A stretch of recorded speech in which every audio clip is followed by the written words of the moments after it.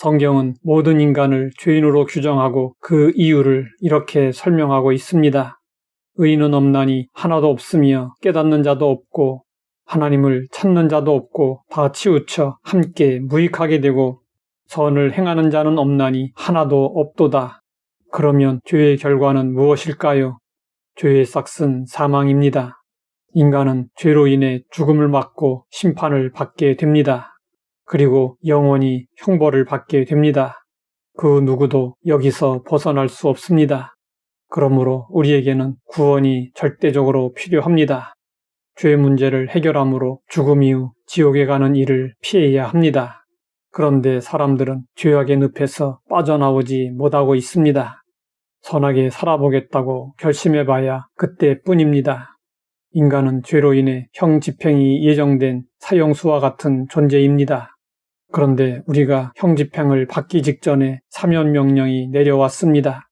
우리의 죗값을 치르기 위해 누가 우리 대신 죽어주셨습니다. 그분이 바로 우리 구주 예수님이십니다. 예수님이 우리를 대신하여 십자가에서 양손과 양발에 못 박혀 피 흘리시고 죽으셨습니다. 예수님은 십자가의 길을 가시기 전 제자들과 유월절 만찬을 하셨습니다.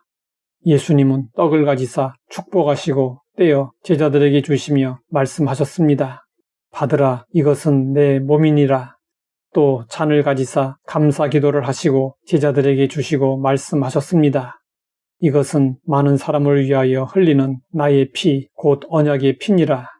우리는 성찬을 대할 때마다 독생자 예수님을 십자가에 내어주신 하나님의 사랑을 기억하고 우리를 위해 십자가에서 몸 찢기시고 피 흘리신 예수님을 기억해야 합니다. 그리고 죽음과 영원한 형벌에서 구원받은 자답게 살아야 합니다. 그러면 우리는 어떻게 살아야 할까요?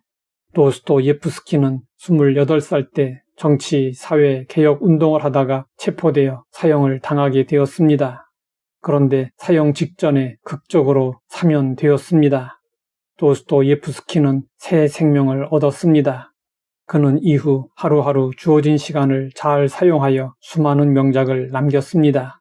우리도 예수님의 십자가 은혜로 영원한 새 생명을 얻었습니다. 하나님의 자녀가 되었습니다. 생명록에 이름이 기록된 영광스러운 하늘 시민이 되었습니다. 천국에서 주님과 더불어 살며 영생 복락을 누리게 되었습니다. 우리는 구원에 대한 감격으로 기뻐하고 감사하며 그리스도 안에서 새로운 피조물의 삶을 살아야 합니다.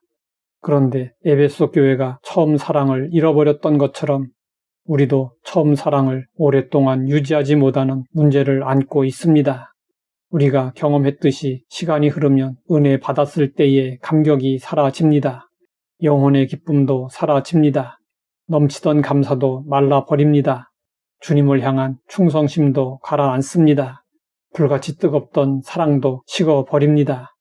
예수님이 우리를 위해 죽으셨다고 해도 무덤덤하고 감동을 받지 못합니다. 우리는 자신을 돌아보고 회복을 위해 다시 은혜를 받아야 합니다. 예수님은 소아시아의 4대 교회를 향하여 말씀하셨습니다.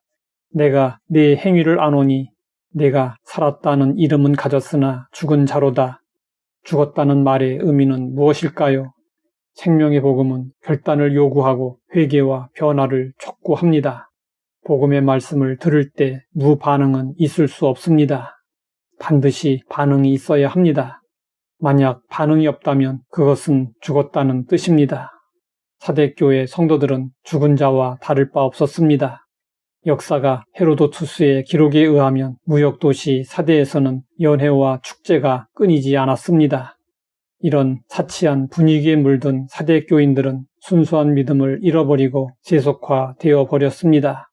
그러면 희망은 전혀 없었던 것일까요? 예수님은 그들에게 희망을 보여주셨습니다. 너는 일깨어 그 남은 바 죽게 된 것을 굳건하게 하라. 마치 재 속에 있는 작은 불씨와 같이 사대 교회에 생명이 남아 있었습니다. 그러나 너무 미약하여 빨리 조처를 취하지 않으면 그것마저도 사라질 상황이었습니다.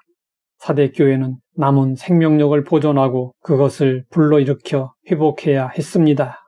오늘 우리도 마찬가지입니다. 구원에 대한 감격이 살아나야 합니다. 하늘 시민이 된 것을 기뻐하고 범사에 감사하는 삶을 살아야 합니다. 이를 위해 다시 은혜를 구해야 합니다. 성령의 재충만을 받아야 합니다. 하나님 아버지, 우리의 영적 실상을 살펴보게 하시니 감사합니다. 다시 은혜를 받고 성령으로 충만하여 열정적으로 신앙생활하게 하옵소서. 예수님의 이름으로 기도드립니다.